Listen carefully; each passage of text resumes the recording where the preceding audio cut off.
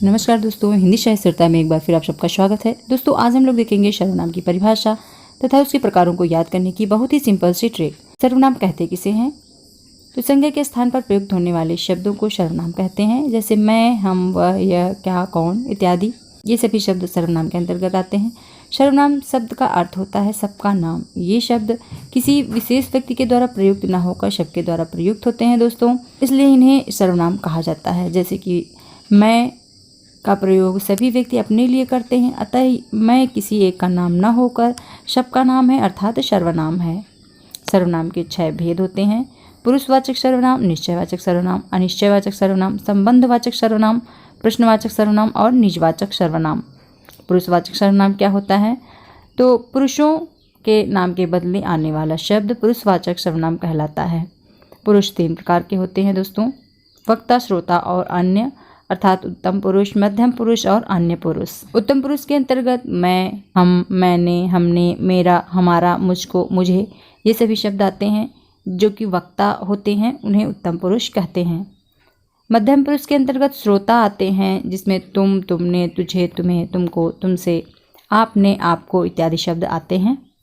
Next है अन्य पुरुष। अन्य पुरुष के अंतर्गत जिससे संबंधित हमारी बात हो रही है वह पुरुष आते हैं, जैसे कि वह, यह, वे, ये, इन, उन, उनको, उनसे, इन्हें, उन्हें, इससे, उसको, ये सभी अन्य पुरुष के अंतर्गत आते हैं। तो पुरुषवाचक सर्वनाम में दोस्तों उत्तम पुरुष, मध्यम पुरुष और अन्य पुरुष के अंतर्गत आने वाले समस्त सर्वनाम आते हैं।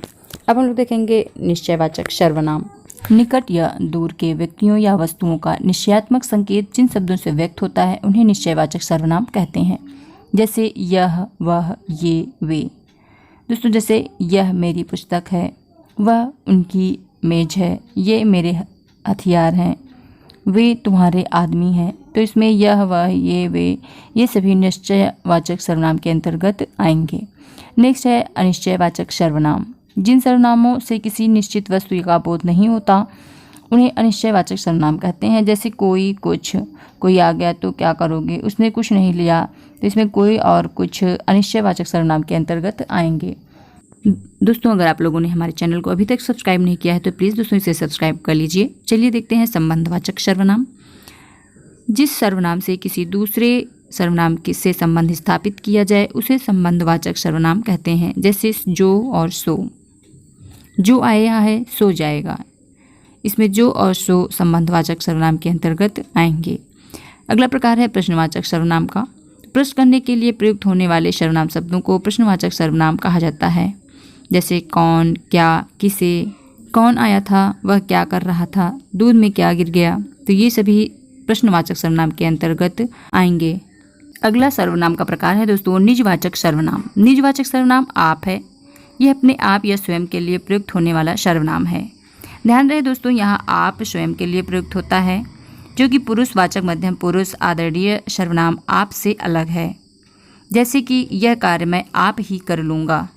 इस वाक्य में आप दोस्तों अपने लिए प्रयुक्त हुआ है और पुरुषवाचक सर्वनाम के अंतर्गत जो आप आता है उसमें वह दूसरे के अर्थ में आता है।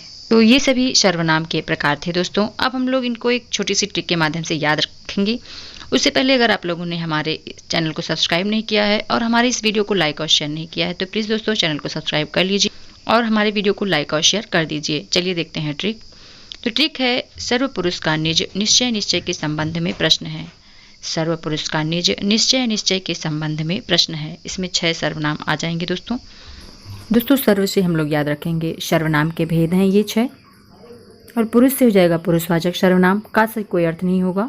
निज से हो जाएगा निजवाचक सर्वनाम, निश्चय से याद रखेंगे निश्चयवाचक सर्वनाम, अनिश्चय से अनिश्चयवाचक सर्वनाम, के का कोई अर्थ नहीं होगा। संबंध से याद रखेंगे संबंधवाचक सर्वनाम और प्रश्न से याद रखेंगे प्रश्नवाचक सर्वनाम, है का भी कोई अर्थ नहीं होगा।